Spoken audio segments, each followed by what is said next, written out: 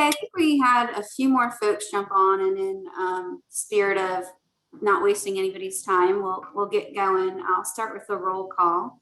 I'm just going to do a quick reminder, if we haven't heard enough over the past year, if you're not speaking, if you could just put yourself on mute. Just sometimes we hear some background noise, but okay, I'll get going here. Councilman Waring, I see him on the line. Councilman Seekings. Here. I know Dan Batista said he wasn't going to make it today. Doug Warner. Bob. I'm here. Bob here. Good morning. Good morning. Lawrence Green Jr. Susan Lyons. Here. Ashen Drolet. Present. Kevin Mills. Here. Laura Cantrell. Jordy. Here. Dennis Frazier. Herbert Maybank. Good morning. Good morning. And Mr. Chairman Haygood Morrison. Here. All right, which I'm going to throw it over to you to kick us off. Great. Well, thank you everybody for the time. Again, I know it's a travel week, but obviously important. So I appreciate y'all devoting the time and energy and effort to this. Today, we have two major topics. One is go over the water plan recommendation. I saw a lot of great commentary and email traffic on that we can incorporate and discuss general thoughts on it. And then secondly, go over overview of the timeline and general strategy for the recommendation, and specifically timeline on the part of the city of Charleston, which Mark and Kim will give the overview on. So to start, what I'd like to do, I know Mike brought this up as a concept. I think this will help inform process on the city's end. For seeking, would you mind timeline and what the city process looks like for getting an initiative such as the water started? Well, so yeah, thank you, Mr. Chairman, and I appreciate you letting me speak first. I actually had to cut off pretty quickly. We've got another event with the mayor at 10 o'clock. So just as some background, I'll let Mark jump in because he's well informed about this too. But in terms of the water plan, I mean, we have done an enormous amount of work in the city over the course of the past decade, but really since Mark has taken over on the resiliency job, we have many pieces in place to put together a water plan. And more importantly, from my perspective, I believe to put in place a prioritization system for that water plan. And the idea of this committee putting together a resolution asking that we do that, I think is a great idea. I think it needs to come with some urgency. Ralph Nader used to say unsafe at any speed as he wrote the book about the Corvair. I think it's unsafe at slow speed for us to not really put in there some hard deadlines that well precede 2023. So given that it may actually have to be its own standing alone report that compiles things that come from the Dutch, that come from AECOM, that come from our collective knowledge, there may be some lag time, and it may also need some budgeting that goes with it. We are in our budgeting process now. We will go through budgeting in the city through October, where the first draft of the budget will then be presented in November for a final vote in December.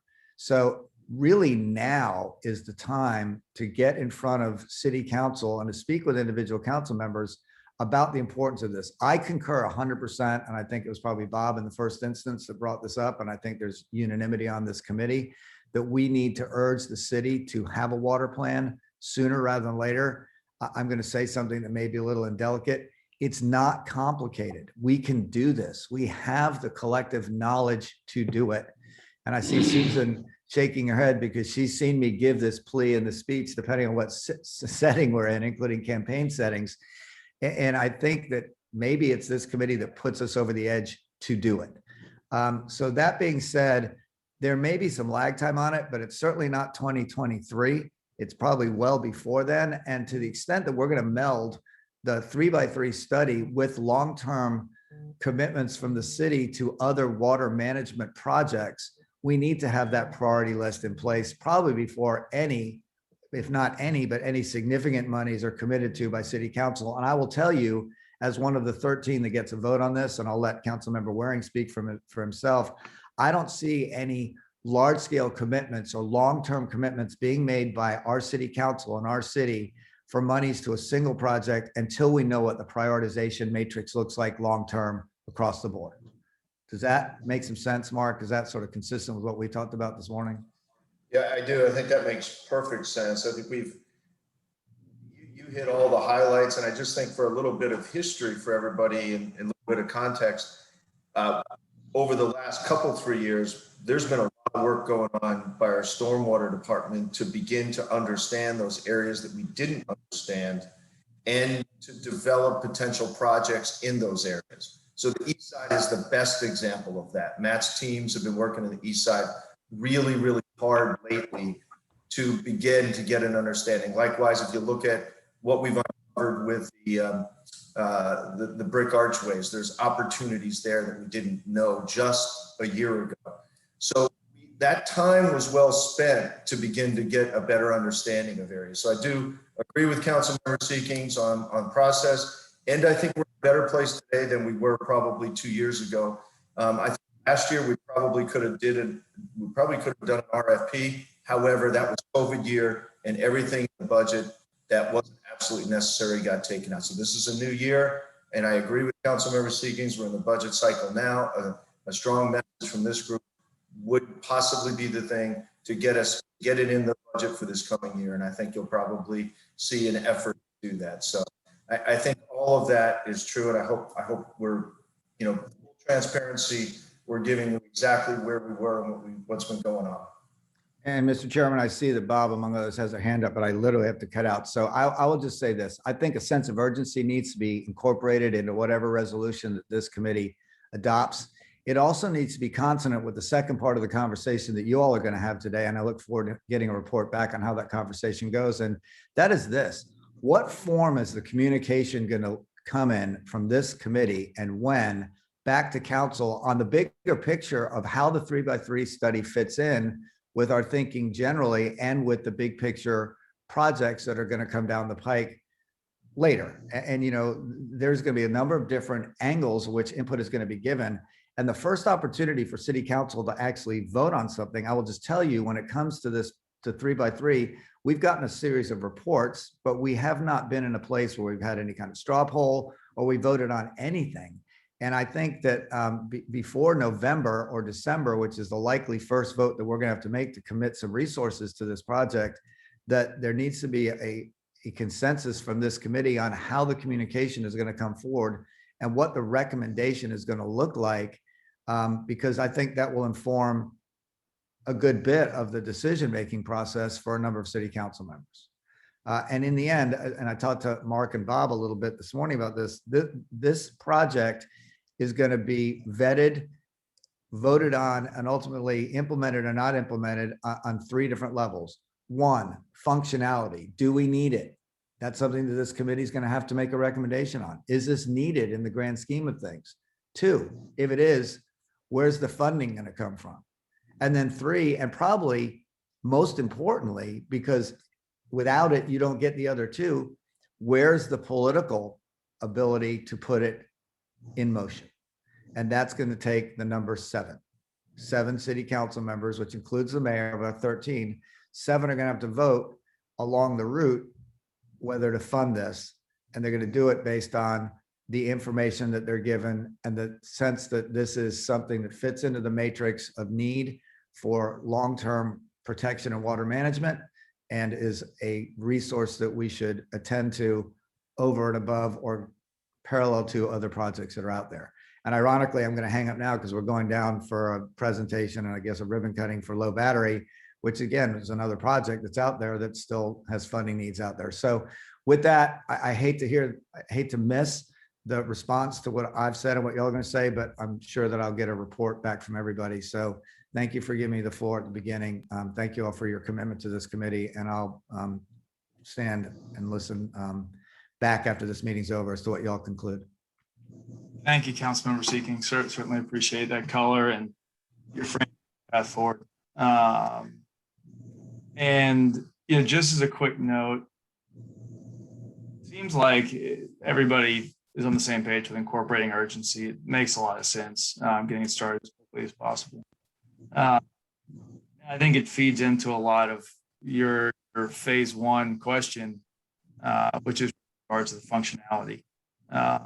And just as a quick, the 2023 date that came from, or as an outside date, of course, came from the Wagner and Ball study, and Wagner and Ball report as well, which posed that the expenditures to get to your number 2 point would be required to be made. I mean, the largest initial expenditure is the preliminary engineering and design phase, which would begin in 2023. And so that start time for the PE phase was the latest time at which this report could be complete in order to inform whether we wanted to move forward or not. That's just a quick kind of background color for everybody involved, and help frame up the discussion. But Bob, I know you had your hand up. Please fire away. Thanks, Jacob. Relative to the notion of, the group's consensus on the need for urgency with the water plan, as an observation, and I apologize if this sounds sort of obnoxious, but it shouldn't be this hard. It shouldn't be this hard.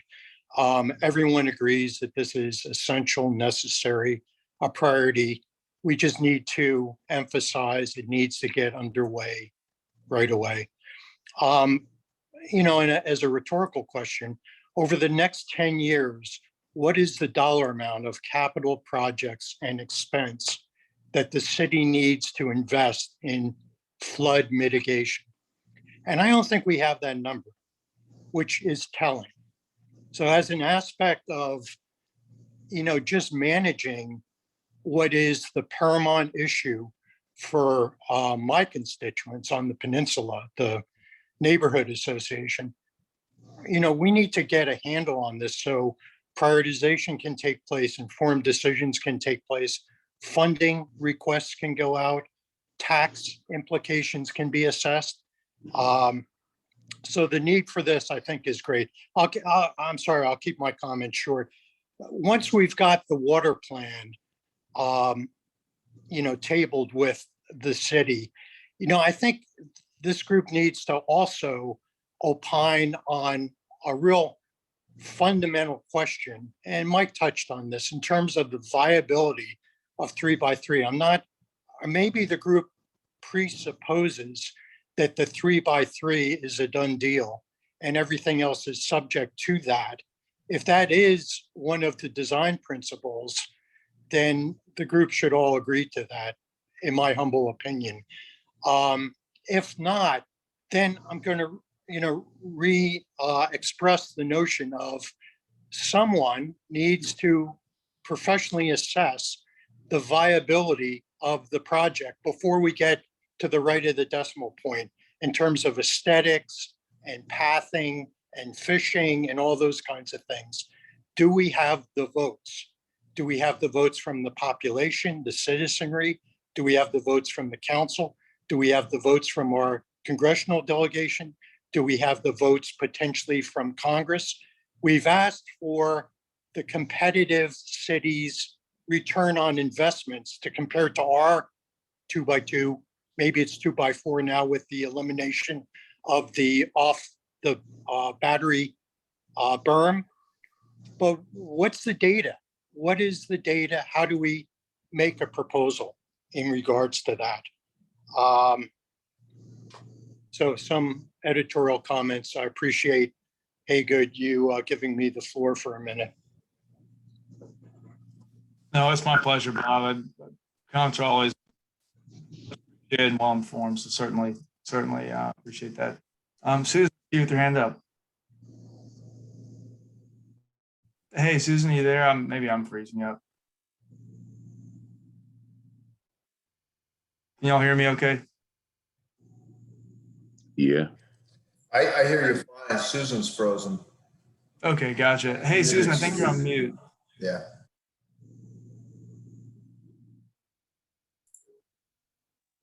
I think we may have lost Susan, so I don't know if we move back and we can come back to her. Back. Can you hear me? Gotcha now, yes. Okay, sorry about that. I'm outside. I just wanted to ditto what Bob said. He said it so well, and it's comprehensive. And I just wanted to add to what Mike said. We need to figure out how to communicate to the members of council, obviously, and bring them along with the process as we're going through the process, because a lot of them, I don't think, have any idea what's going on with us. And we also need to find a really good way to communicate with the public. And I've been saying this for a while, but I really do think we need to kind of figure out what a regular update to our citizenry would look like, and put our communication subcommittee in charge of doing it, and then do it. Because a lot of people out there in Charleston do not know what's going on, and they're going to be surprised when the finality of this comes to their doorstep, and they're going to need to pay for something. So I just want to emphasize that it's really hard to get the message out to the people on a regular basis, drip, drip, drip, so that beyond the newspaper, they get a good sense of what's happening. And I think it's important to formulate that. Susan, what would that look like in your mind? Like, what are some specifics there that we could incorporate? I mean, I know it's I've been thinking about this for a while. I think we could work maybe with the Post and Courier to come up with a every 2-week link to an update from our committee to the public, and also potentially with the local news organizations, and also with the city link that goes out to everybody. We need to become a thing in the minds of people. And I think if our link and our presence, and maybe even get on TV and speak about this on a regular basis, because it's not talked about until and unless we have the threat of a storm. And it's got to go to a different place, I believe, in the psyche of the public.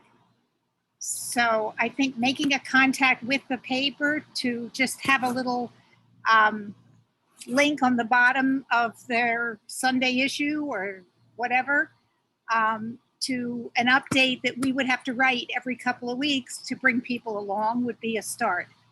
Does that make sense to you? It makes total sense. I know, Kayla, I know you sent out just a final reminder on those subcommittee numbers. Why don't we just go ahead and lock those in and get everything scheduled for this coming Wednesday, just to match the off weeks at the same time. Yeah, what I can do, Haygood, is after this afternoon, I'll send out to each respective subcommittee maybe some time slots for our off week that may work for them to get together, and we can figure out how to organize them and get the ball rolling on that, if that works for everybody. Sounds good to me. I think too, if we could maybe brief the mayor on all of this informally, and have him go before the public and announce that, let's say, these updates are coming and this group is working, and kind of raise the visibility of what is going on here. I think it would go a long way to helping the public understand that there are options and that we are considering them, and to encourage what they're calling public engagement. I think we really do need that. Kayla, do you think we could get the mayor at Mark and Kayla, at that first kind of communication subcommittee, or at least kind of this latter half of that communication subcommittee meeting, just to talk through, or somebody on the, who would be responsible for that at the city, a communications piece at that meeting, just to talk through options there? Maybe that's something we could do. It would, to Susan's point, help. Let me let Callan and I take that and see how we best do that. Do we get in front of Jack first? Do we get in front, go right to the mayor? How do we do that? So there may be a good way and there may be a harder way. Let's see if we can get it on the quickest way. That's good. What about including some updates? I don't know if everybody gets it, but the Friday afternoon emails that come from the city, the Hey Neighbor updates, if we could include a weekly update from the 3x3 committee in there. I don't know what the distribution is like for that, but that's another way to disseminate updates on the project and the work of the committee. And that's probably the most, the broadest audience that we have is that Hey Neighbor email. I think it goes just to the neighborhood leaders. I don't think it goes to individual citizens, but then they have the option of forwarding it. So that is a good way. If you guys wanted to write something up, I'll reach out to Becca today and see if, I don't know if they put things in from committees, but we could certainly take what you have, and Kayla and I could take it, put it in it, and then put it back into there like it's coming from us. I got to just find out how that works. We have so many committees. I don't know if they allow it to become the multiple committee report, but we can find a way to get that information out. Yeah, and Mark, we have that section of the resilience website that's dedicated to this committee, and that's where we've been posting recordings. We could make that section a little robust and try to work with our communications team on how we just at least get that website out more to folks periodically, where they are checking it and seeing the updates for each meetings, and we can put the subcommittee meetings on there and things of that nature too. So just getting that a little more FaceTime probably, I think, would give some more visibility to folks that probably don't even know that exists. Also, I don't know whether you're planning to get us into an in-person meeting next time, but I think there are a few people who would want to come and attend those meetings. So the announcement of that might be a little bit of news as well. Yeah, we're just, and Mark, you can chime in too, but the city, as we're coming out of COVID, is trying to now tackle logistically how we hold larger in-person meetings with still keeping some of the CDC guidelines. We've conquered some of the city council meetings now, and now I know they're working on some of the standing committees and commissions. So hopefully in the next meeting or two, we will have some more to report about that. But we are definitely eager to meet in person and hope that can happen soon. Good. Thank you. Thank you all for Susan saying, yeah, thank you for your efforts on that front. I know it's a lot of logistics, a lot going on behind the scenes. So certainly much appreciated. Does anybody have any additional kind of thoughts on the proposed water plan recommendation? I think what I'd like to do is, gather additional comments on that front, and maybe we can work on some additional language or changing the language rather to meet the commentary. And yeah, that's the question. Are there any additional comments before we dive into the kind of incorporate into the water plan recommendation? Hey, good. I'll just jump in. I share the sense of urgency that others have expressed, and I think Councilman Seeking said it well this morning. And Mark, thanks for validating that. My only note of caution is a comprehensive water plan, even though we already have a lot of the elements in place and ready to plug in, it's still a very large scope effort.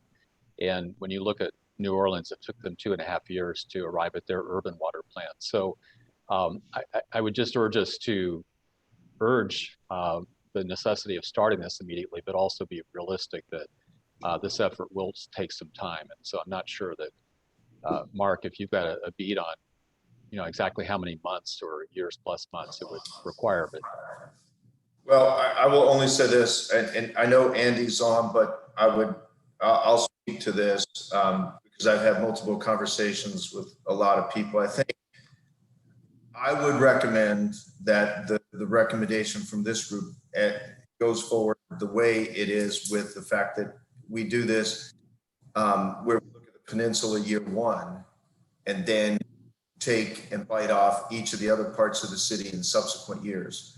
The New Orleans plan was a very comprehensive plan, but it took on the entire city. You're right, it was 2.5 years, and they have a lot. Their challenges are similar to ours. I'm not going to say they're not. They are similar to ours. Of course, we're not below sea level, which makes us a little bit better, but they are, the challenges are the same. But I do think one thing that we have going for our city, and you can see it in the perimeter protection report, and Councilmember Seekings just spoke to it. We have so many studies looking at the peninsula already from many different sources that there's a vast library to pull from, and those studies are relatively recent, which is good for us. So I can't tell you exactly how long. I wish I could. I can't, but I think it would be relatively quick in my conversations. Relatively quick being a year, 18 months. But I think, and within the wording, I would also say this committee has the opportunity to say that the city, until such time that water plan is complete, the city should not commit money to moving forward with PED. I think that's what you all are saying. Until we have that information, we don't commit any additional money to move forward with PED. I think that's an option that this committee has to frame it that way. I think that's what I'm hearing all of you say, is that we don't want to get in a position where we're now committing money to PED. We haven't finished the water plan, so we may not know which direction we're going. So I think that option does exist to frame the recommendation that way. I'm not making a recommendation either way, but I think that is something that you all are disposal.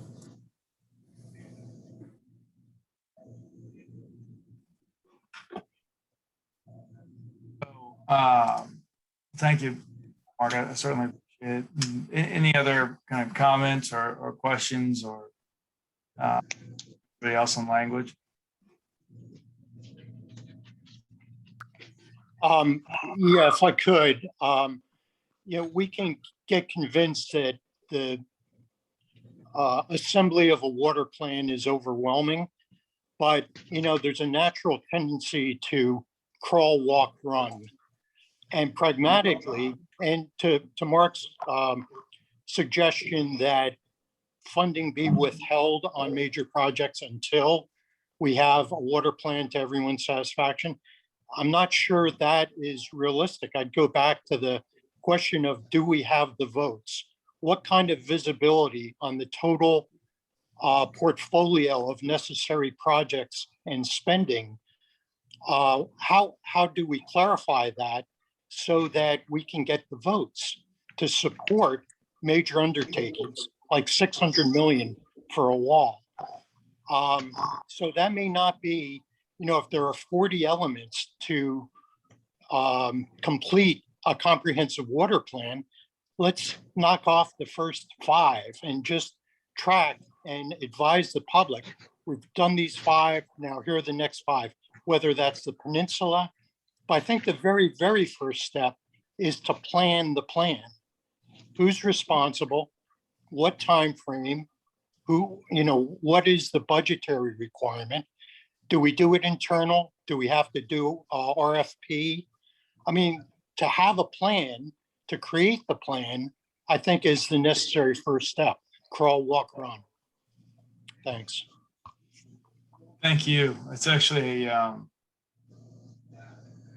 great segue into the next portion of the meeting. So maybe what we'll do is, unless it has any immediate comments, look at, have Mark present what the city has, as far as strategy and time frame going forward, and then bring this issue regarding specific language and what to incorporate back up after Mark gets done. So Mark, why don't you go ahead and provide that outline, then we'll yeah. So what I wanted to do, and thank you all, a great conversation. What I wanted to do today is kind of walk back at the beginning of our meetings, the chairman asked for all of you to submit what your concerns were with the Army Corps' plan. And we took all those comments, and those were comments that were very consistent with things that we've heard throughout, from the very first public comment period to your comments.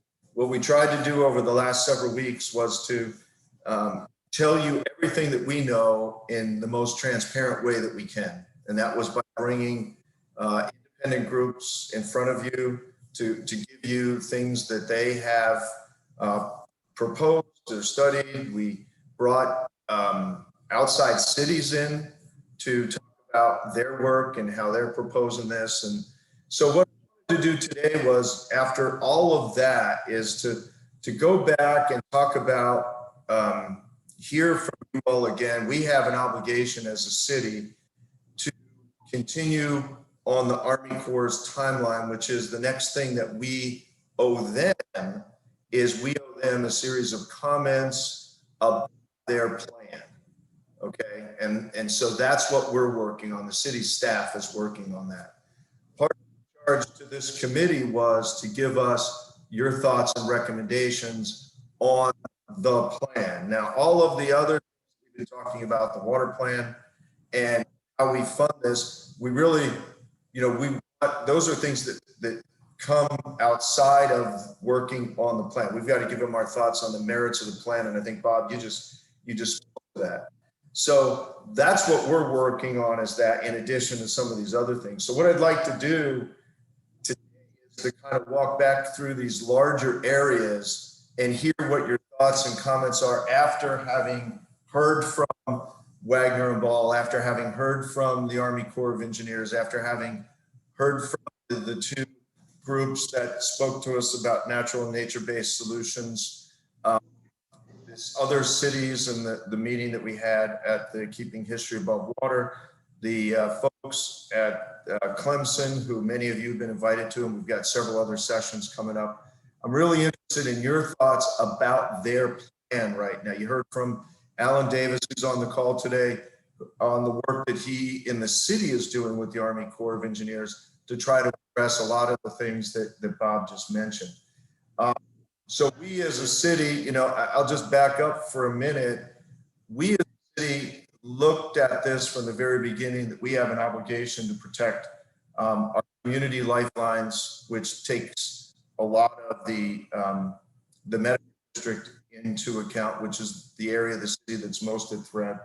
Certain neighborhoods, and all of the people, all of the neighborhoods, and we have neighborhoods where we have people have means to take care of themselves or do things for flood mitigation, but we have a lot of people living on the peninsula that rely on the city more than others do. And I know that from my 5 years and 4 hurricanes that we went through here, that there's a big part of the city that rely on the city to assist them in times of threatening disasters.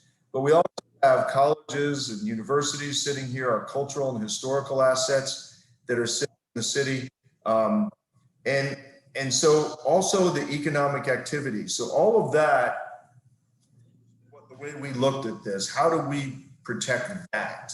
Okay, that is important. And early on, I provided to you just how important that economic activity was to not just the city, but to the entire region. But so we've got a lot of things that we look at when we undertake projects like this. How do we protect that bigger picture? So I wanted you to know that that's where we came from the very beginning. The other thing we did in the very beginning is we said we're not going to retreat. Okay, that was a thing that we started with. The Army asked us that, and we said no, we're not retreating. We are going to find a way to protect and preserve what we've got here. What we have here is special.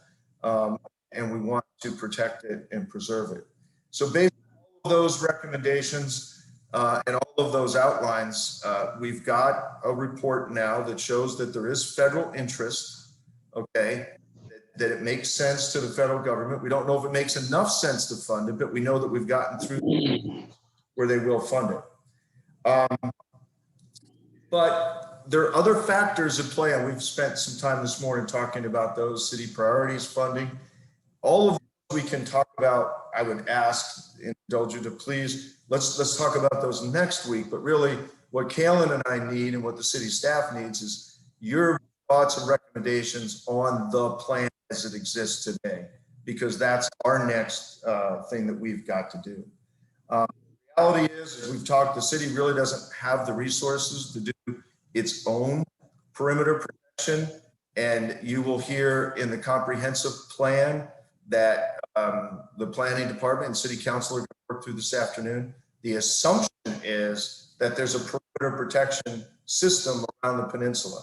That's the assumption based on the work that the comprehensive plan team did. Now, whether that makes it all the way through at city council, we've still got some time to do that.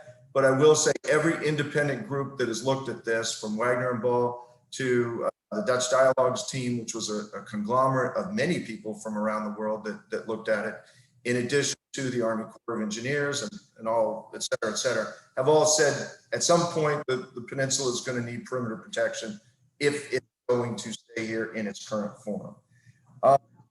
So this is an option in front of us. This plan is an option in front of us that gets us there with roughly two-thirds funding.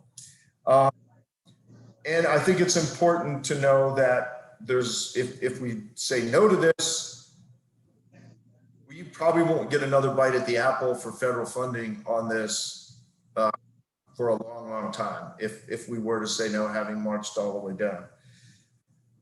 We also have in the queue another feasibility study with the Army Corps of Engineers to look at inland flooding from all causes. We're waiting to hear on that, whether it makes it through the earmark process. If it doesn't, then hopefully we can get it into the next E&I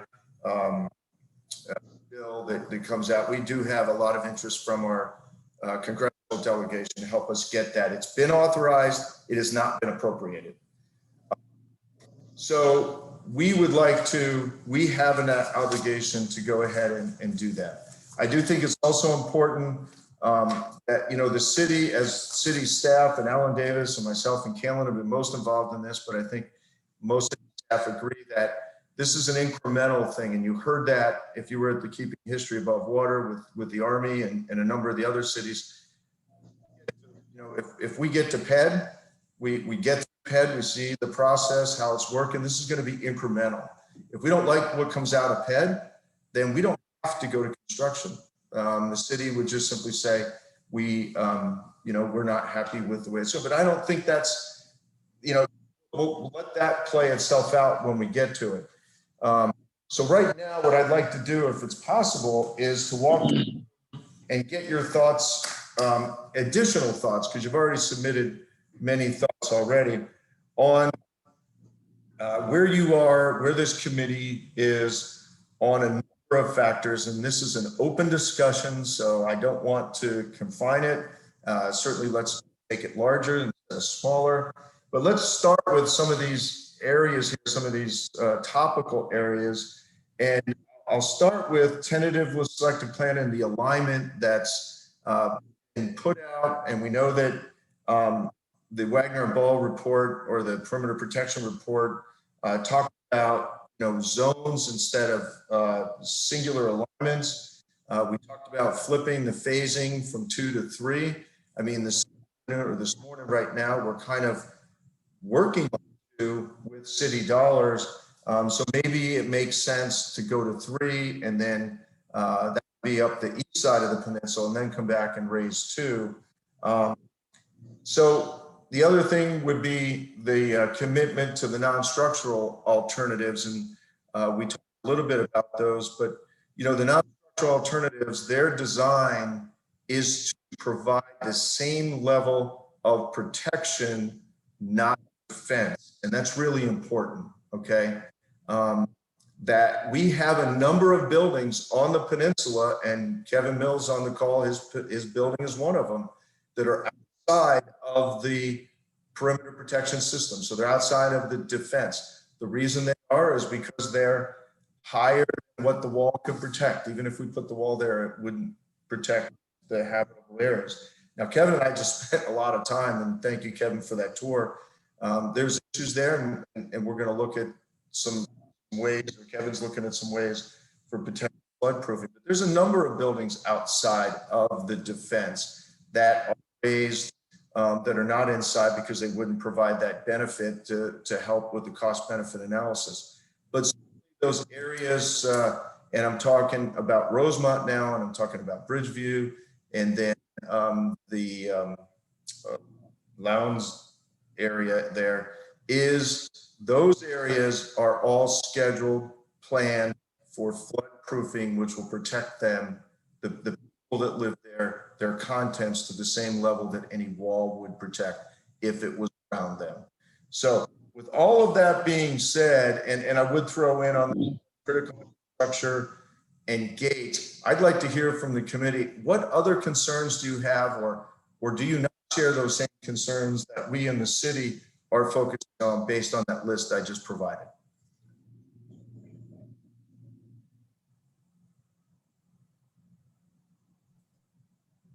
This is just to kind of start the conversation. In general, I mean, all the reports, I think there's several items that to me require additional study.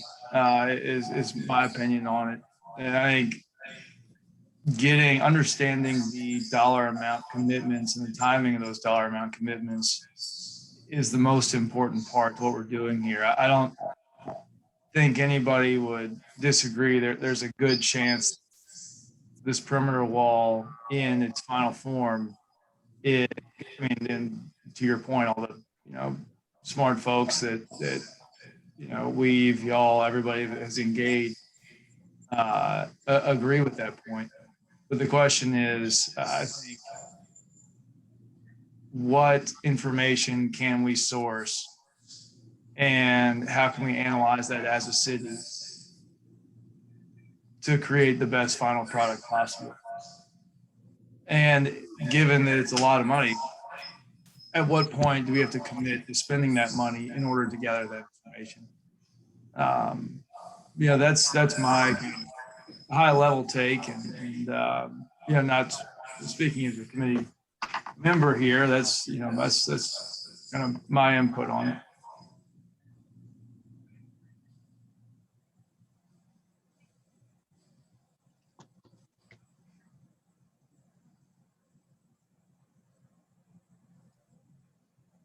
Does anybody else have any commentary at a high level Mark and Kaylin can incorporate into their in series of comments? And we've talked a lot about specific. Cash, and I saw your hand up. Thank you, Mr. Chairman. Speaking on behalf of Historic Charleston, of course, our number one concern would be for the historic resources in the city and protecting those. We endorse the idea of making conform to the Dutch polder model. That was what the Dutch told us when they came here as part of the Dutch dialogues process. And certainly perimeter protection is part and parcel of this. If we don't want to vote, and we think that perimeter protection is important to protecting our historic resources. So, if we can find a way to sort of mitigate the impact of the wall with protect our historic and environmental resources, we're on board for that. But thinking about the cost of the wall, we want to make sure that the functionality of the wall works sort of in a comprehensive way with all the other things that we're doing to mitigate flood in the city. We don't want the wall to be a one-trick pony. It has to be adaptable and have some recreational and aesthetic functionality as well. I know that the Corps has repeatedly said that they, 75% of their engineering has been focused on avoiding the bathtub effect. We're very concerned about that. we have to figure out a way to make this seawall project part of our comprehensive flooding strategy and, you know, avoid making this enormous infrastructure investment, you know, a one-trick pony for solely storm surge protection. We also have to make it adaptable over time, which is something that was in the Wagner and Ball report, so that it can adapt to sea level rise. So we have those concerns as well. But, you know, by and large, we are, you know, we have an open mind and are generally supportive of the project. Thank you. Thank you, Cashin. Jordy, I saw your hand up. Yeah, thank you, Mr. Chairman. So I want to kind of dial it back a little bit to go back to what Bob's point was, and then considering everything Mark just kind of threw out of us, and ask the question about the technical process, where we are and what we're recommending as the committee for next steps. Because, and Mark, this is a question for you. So we've agreed we want this comprehensive water plan as part of, you know, what we're recommending to the city that they do. Do we have any indication from the Corps that if incorporated in our comments for the next stage of that original 3x3 study can be considered in that process? I'm going to answer. I think I know what you're asking. And if I don't answer it, then just please let me know I haven't answered it. So the water plan would be on the city to complete ahead of PED. Okay, that would be our challenge. I think though so in terms of our comments to the Corps, and it's interesting, I just heard the previous Cashin talking. Cashin, you're reading my draft comments when you said that. I mean, that's exactly the way I've got them written, going to the Corps, almost word for word. So I think what we could do is, and what we maybe we should do, is put a note in our comments that we have additional work to do on our side, which is to have a better understanding, or maybe not a better understanding, but maybe a more complete understanding of all of the water challenges that we face and how this wall could help integrate a more holistic solution. And I think that's what I'm hearing. But that's on us to get done, right? That's on the city to get done. The Corps would, I mean, they would acknowledge that. We've been talking about it since day one, that we've got to get to that point. So I don't know if that answers your question. I don't think us having to do a water plan is going to impact their decision, because their decision is based on the merits of their study. Right. I think it would be important, if you all think it's important, that within the comments that we write in our part of the report, to let them know that we have work that we're now working on to prepare for PED, right? The water plan is really important if you all, you know, recommend it to be prepared for PED. That's when we get down to additional engineering studies. We begin to design the wall in the different areas that we tend to work on. That's when we really get to the nuts and bolts. That's the work the city has to do. Now, we could take the other option, and other cities have taken this, and I'll leave them, you know, others to talk about their cities, but other cities have just let it go and gone to PED and worked with the Corps in PED. But we also know of other cities, and I will talk about Cedar Rapids. Cedar Rapids got very aggressive after deciding to do this, really went and designed their idea of what their perimeter should look like. And they're having a pretty successful PED period out there from what we're hearing. So I think there's a couple of ways of doing this. We're choosing the latter way. I don't know if that answered your question. I hope so. Yeah, no, that helps. So what we're saying is, prior to the city committing any funds to PED, we're going to recommend that the plan based on the Wagner and Ball report be implemented, or a plan comes forward from that study. Yeah, be completed. Yep. And so I know there was a whole discussion about, and again, I'm just getting down to the technicalities of all this, but There was some disdain for the beginning in 2023. So is there a consensus amongst the group what that time frame is for the plan? Yeah, Jordy, this is reason the 2023 is in there. I think what I took away from it was that the comments I heard was more about just the urgency of starting it. I think the time frame of how quickly it could be completed, the 2023 is really about, okay, PED is scheduled to start in 23 conceptually, which was in that Wagner and Ball presentation. So the whole point of the 2023, like, forget that date. The real important point is, like, get it done before PED starts. And so the whole question there is, like, well, we want to start as quickly as possible. We got to get it done before PED starts. It's not a question just how much time does it take to actually do it. Gotcha. Okay. Thank you for that clarification. Oh, you're welcome. It's a lot of moving pieces, so that's good for talking through this. Susan, hey, go for it. Hi. Mark, I wanted to respond to your question, which is what things should be potentially included in the response to the Army Corps.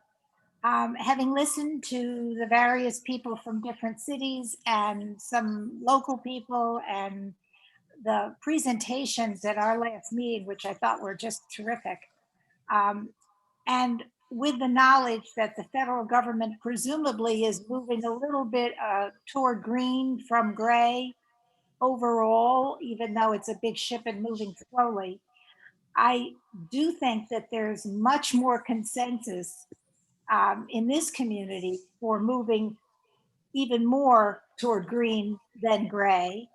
And I think that that should be emphasized in any communication at this point, from us, whoever us is, to the Army, so that as they were saying in the conference last week, the pressure continues to consider nature-based solutions.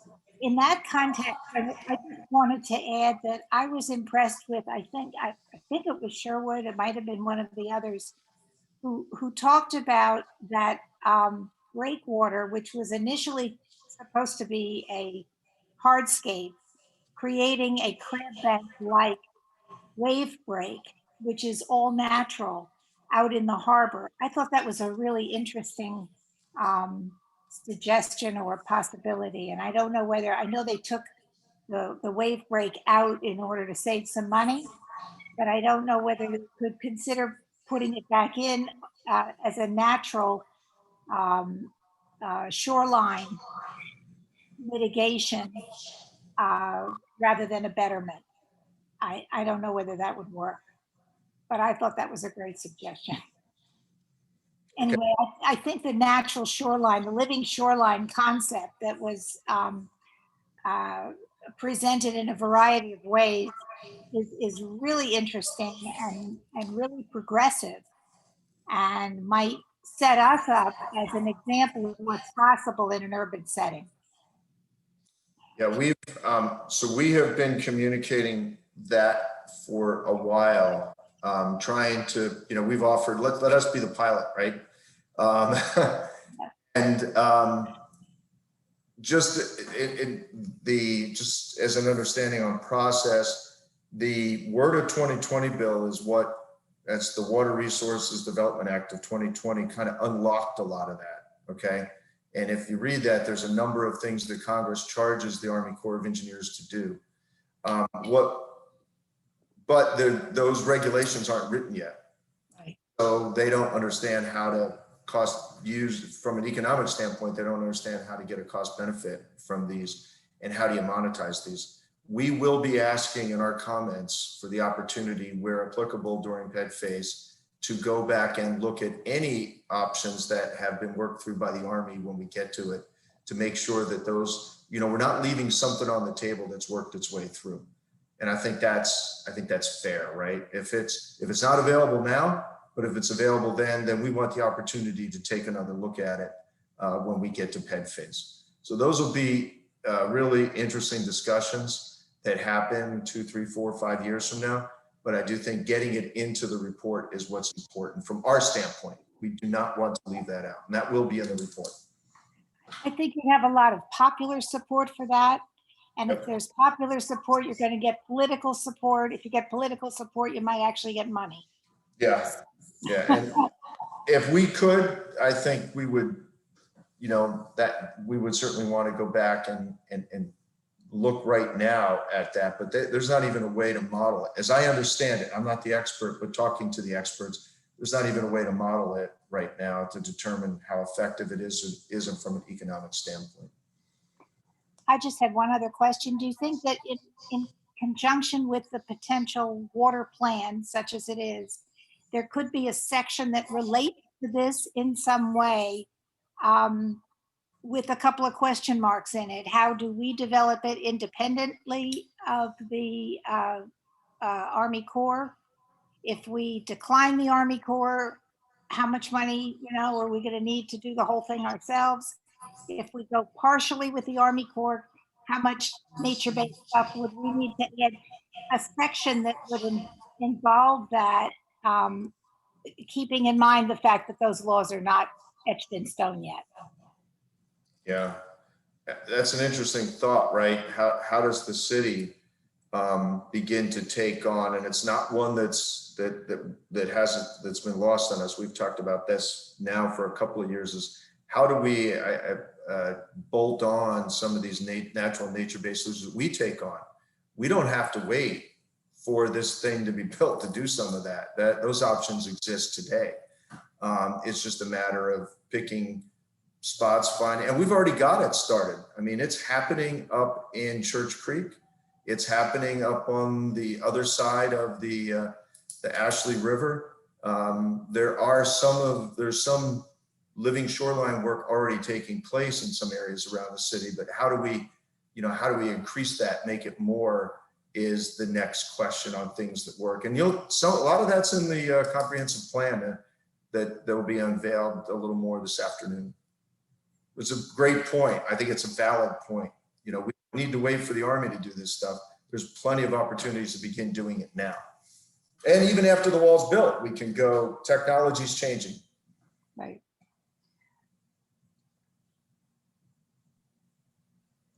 Any other? What? Go ahead, Herbert. Thank you. Yes, I was listening to Sue as well as everyone else. And in the Army Corps planning, the exclusion of Rosemount, and I keep bringing it up because of the fact that it is lying in a vulnerable area, because the consensus of science says that the storm is going to come and eventually it's going to hit all areas. Okay. So while we're doing this thought processing, the planning, and I listened to the Sherwood engineers recommendation for areas, and they gave Rosemount 3 options. And I'm thinking along the lines of monies as well as inclusiveness in the overall plan. What can this committee come up with as far as recommendations to the city to allow the Rosemount area to be looked at as far as inclusive and building some sort of protection for that community? Now, Herbert, are you, just so I fully understand what you're saying, are you talking about some of these natural nature-based solutions? Because that was the recommendation. Yeah. Excuse me for interrupting. Yes. Okay, good.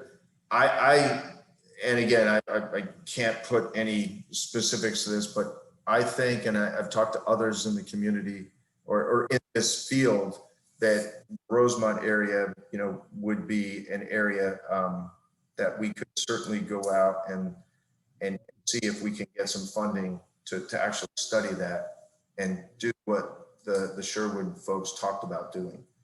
I don't want to tell anybody that we're taking that out, because maybe it doesn't work. We don't know yet if it works. We know that the non-structural will protect the homes and the contents, which is what we're trying to do. But find that other things between now and when we get to that area, which is actually in phase 4, and we've instituted something, then maybe we don't have to do as many raisings there. I don't know why we wouldn't, but maybe we don't have to do as many. But I agree with you that that Rosemont area is an area that is very, very interesting and appealing to study, to look at how natural nature-based solutions could provide additional protection up there.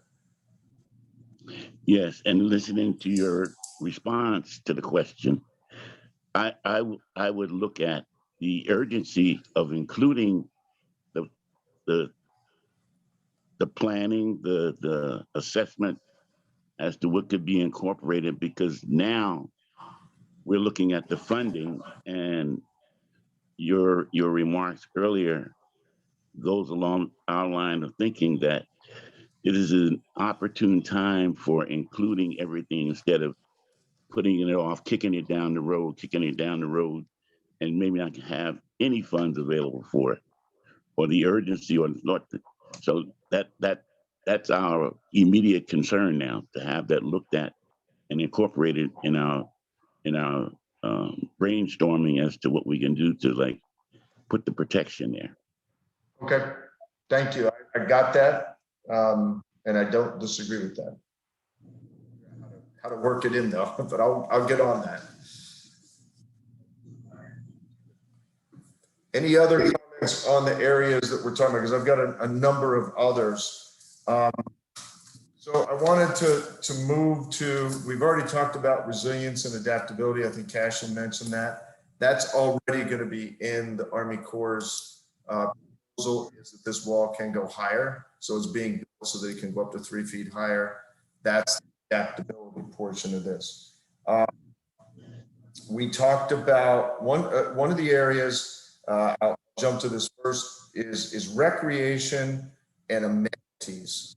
So I think we all agree, we do, you tell me if you do or you don't, that to the extent possible, to the absolute maximum extent possible, what I'm hearing from this committee is we want to make sure that there are, to the extent that we can, this wall, and I hate to keep using the term, but the perimeter protection system provides, one, access to the water, and two, is as much as an amenity as we can make it. So if we spend this much money, how do we make this an amenity? Just like the low battery today that they're unveiling today, if you go down there, that's really gone from a walkway to an amenity now as a park where people, it's very accessible for folks that may need wheelchairs or other means to get there. There's park benches there. It's really become an amenity. How do we make sure that this, to the extent that we can, makes an amenity? That's one of the things that we're going to point out in our comments as well. Now, understanding some of that may cost the city some extra money through betterments, but unless you all tell me I'm wrong, I think that I've been hearing from this committee is that that's really important. So I'd like to stop there and hear your thoughts on that to make sure that I'm hearing them correctly. Yeah, Mark, I would absolutely agree with that. That's the reaction I've been getting from colleagues and board members as we've shared some of the progress that this committee's made. And I think if you look at some of Alan's renderings of what the wall would look like in its most base form, no one would be happy with the Charleston that has that kind of complexion and lack of accessibility. So there's some really nice designs that have already been shared from Sherwood and biohabitats that point to a different kind of future, elevated promenades, bermed areas that beautify the landscape and are commensurate with the character of Charleston. And I think that would be a ground zero from our perspective. That if we can't deliver that, then the whole plan would be in question. The skeleton's necessary to protect the peninsula, but it's not sufficient to maintain a Charleston that is livable. Right, and it's what's challenging, and I agree with you 100%, and those comments are going to be in there. I was in a different city this past couple of weeks along a river and saw how they have used some of this as amenities. The difference, they got so much room, right, from the water to where people actually start living. And if you have that landscape there, boy, you can really do a lot.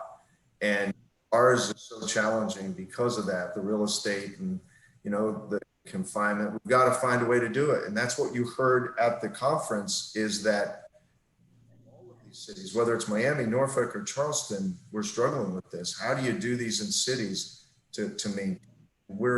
We are not, I mean, Alan Davis is on the call now. Alan is, as long as he's alive and breathes, I mean, he's going to be working to that cause. He's really done a whole work, and he's very committed to that. And I know Dale is as well, the mayor is, we're all committed to that. So yeah, you will see that in our comments to the report as well.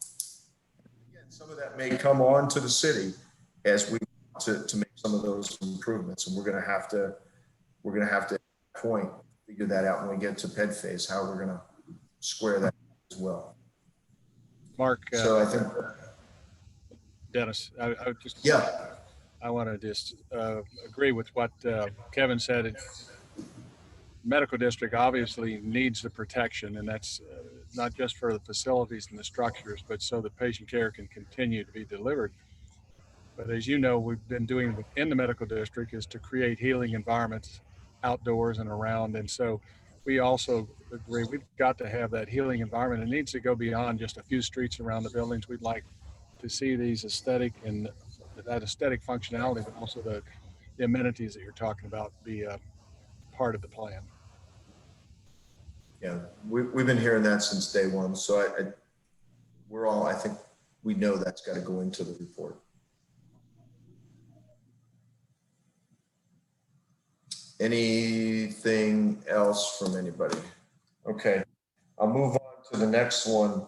And that's section 106 and protecting our historic cultural treasures. I think, Cashin, you talked to this a little bit, but I would be interested in any other comments, or certainly Cashin had additional comments to just how important that is and how important it is to maintain working with the throughout the section 106 process, putting the right parameters in place so that as we go through this, that those things are being protected. Any additional thoughts on that from anybody in on the committee that you want me to and can be aware of?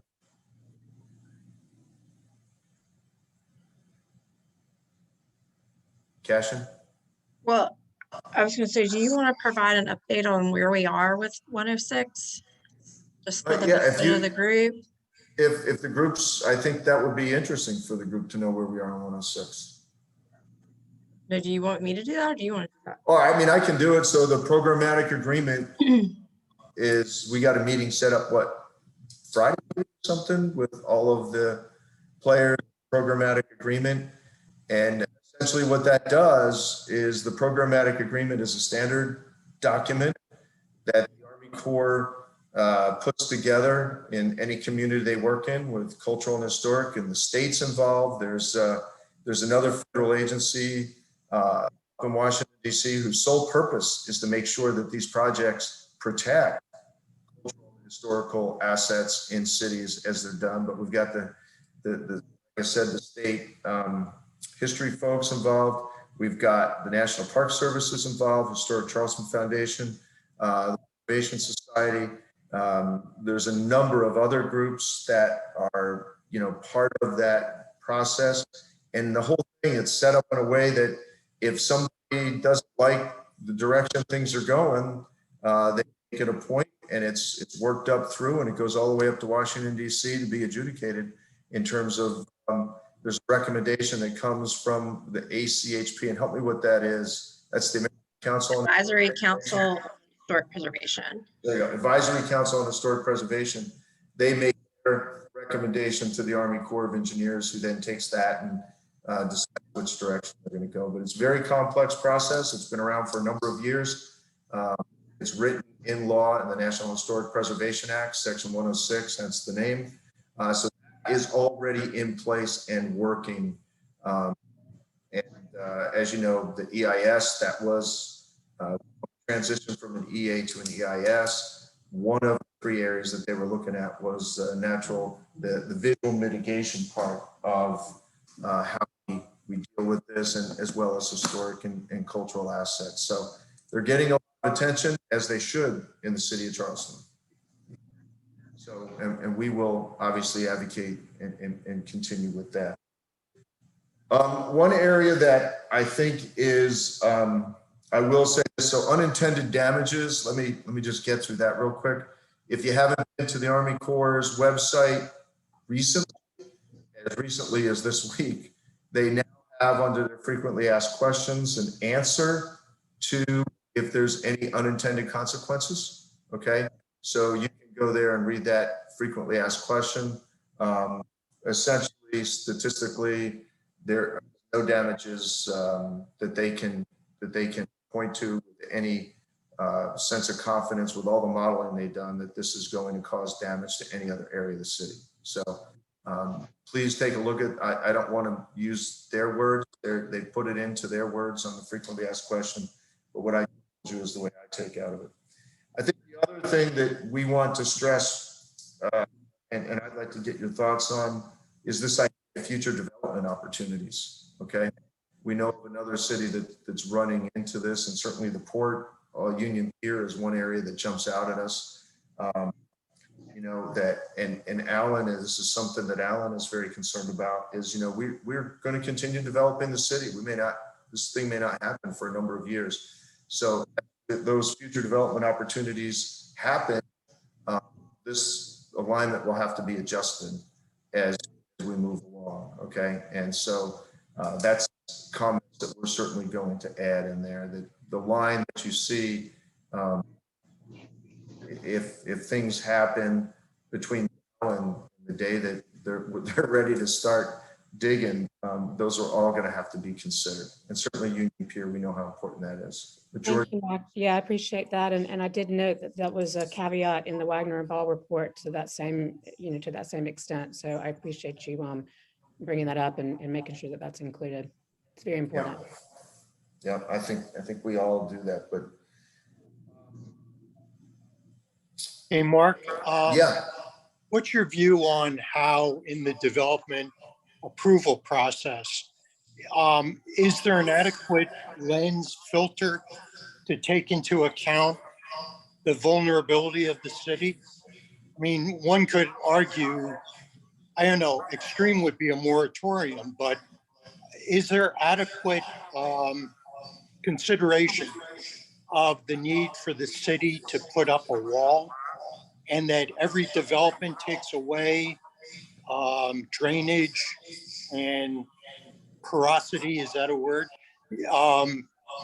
Drainage, going with hardscape.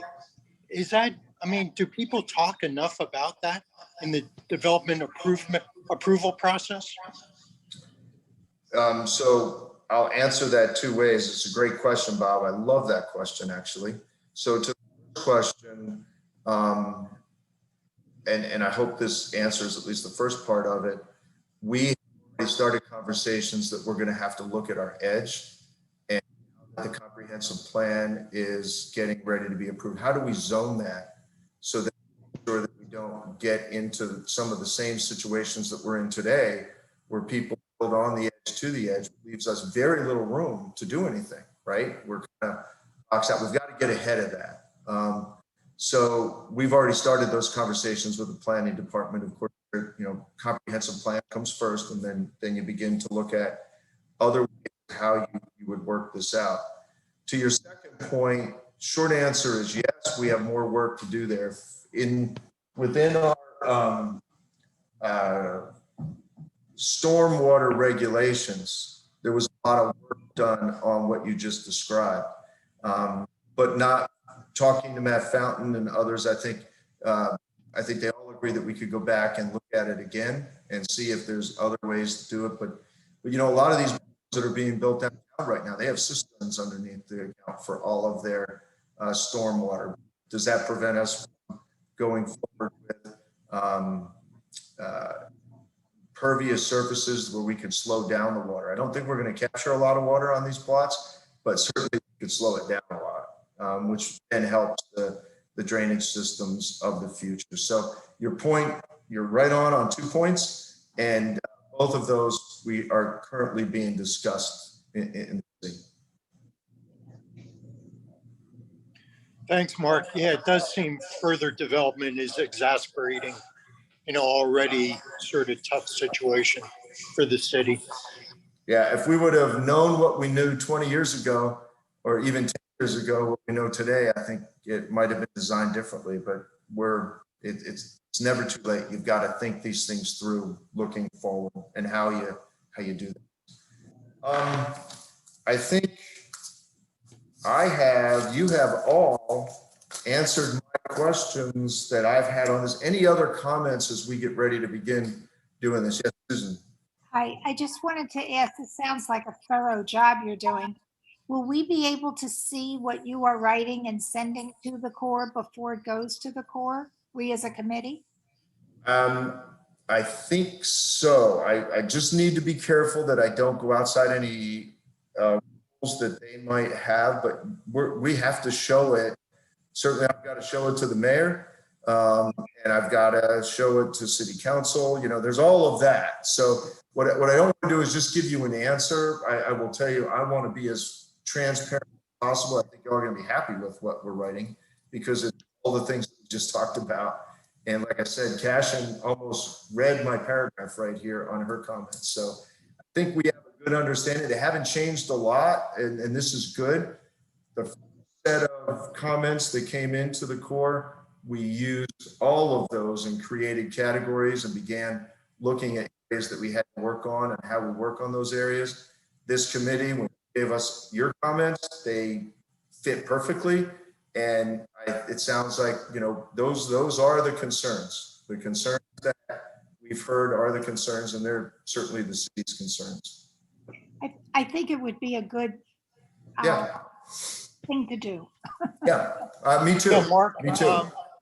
Can you expand on the sensitivity of sharing it with the committee, given the committee's remit? Yeah, the only thing that I don't know, Bob, is one, there are, and again, this may be nothing, okay? It's just that I don't know. There are sensitivities when you're involved in an EIS that there's timelines in an EIS. So that those would be the only thing that I need to check with first, okay? Because if it's going to be part of something, of a report that has a date that comes out at a later date, I don't know the sensitivities I want to check on that. That's the only, I don't want to violate something with good intention to find out that you made a mistake. I just got to find out how that works. Fair enough. Thank you. Mr. Chairman, that's all I had. I'm very appreciative of the comments and the fact that at least on this topic, on what the committee would like to see in the city's comments, I feel like the committee is aligned and the committee is aligned with the city, which is a good feeling. Now, there's that whole other chapter that we started with and we're going to get into again more. But on this particular topic, it sounds like we're aligned, and I hope the city can accurately reflect that and find a way to get to like Kevin said, something that is really something that we can know that we're providing protection, but also be proud of, and people can come here and look at it and go, wow, they had a chance and they took the time to get it right.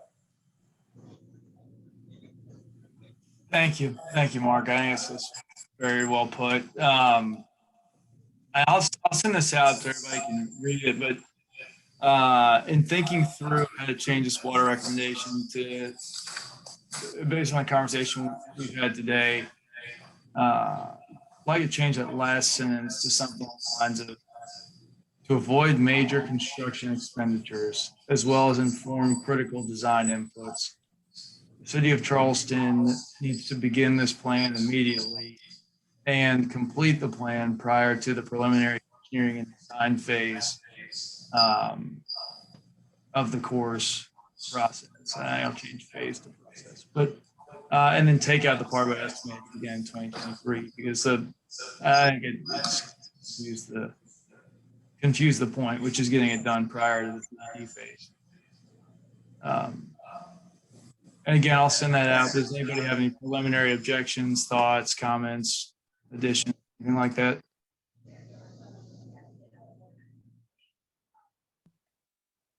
I just have one comment. Wagoner has two N's.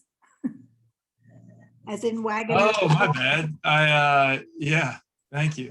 Okay. Yeah, I will just say that it's, Andy always reminds me that there's two consonants everywhere in that. So it's GG and NN.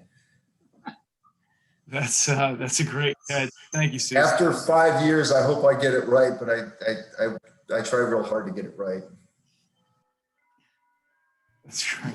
Mark, I'll send you or Mark and Caitlin, I'll send you all a red line version of this to get out to the when we get off this call. I think we've gotten, we need to get accomplished today. Any other just general thoughts, questions? Anybody? I'm looking forward to seeing everybody in person here soon. Yeah, we're going to work really hard to get that. Part of my afternoon is going to be spent on how we figure out how we can start getting folks back together in person. We want to be thoughtful about it, but there's so much more we can do if we were together in person, and the conversations would be, but we're going to be thoughtful. Are we going to have an opportunity to discuss some of the specifics in the presentations from last time? Which presentation? Of the Sherwood and the, Imagine the Wall, some of those specifics? Mr. Chairman, that's up to you. We certainly can. I mean, there's been so much information. It'd be good to debrief on a lot of, especially now that we're kind of gotten the informational piece of things presented and had a, brief opportunity to discuss and decompress on all that. I think the short answer is yes. The long answer is let's as we map out schedule forward, maybe Kaylin and Mark, maybe it makes sense to kind of take a look back at that schedule forward and get it back to everybody now that we, know what we know and need to evolve. Yeah, I think there'll be an opportunity perhaps at the next meeting to do that, but we can look further. I know after Mark and I and the city team get the comments that the Corps needs for the report, I think that's when we were looking to pivot to a lot of the financing aspects of it. And I think over the next week or so, if we're able to organize and get those subcommittees started, one of which is the financing, maybe we can have like a report of some of the different subcommittees to come before folks over the next meeting or two as well. But yeah, we can get together, Haygood, and put together sort of the direction we want to go for the next couple of meetings. Sounds great. Well, if everybody, no further comments, we'll go ahead and adjourn the meeting. Thank you very much for your time today and all your efforts on this front. Thank you.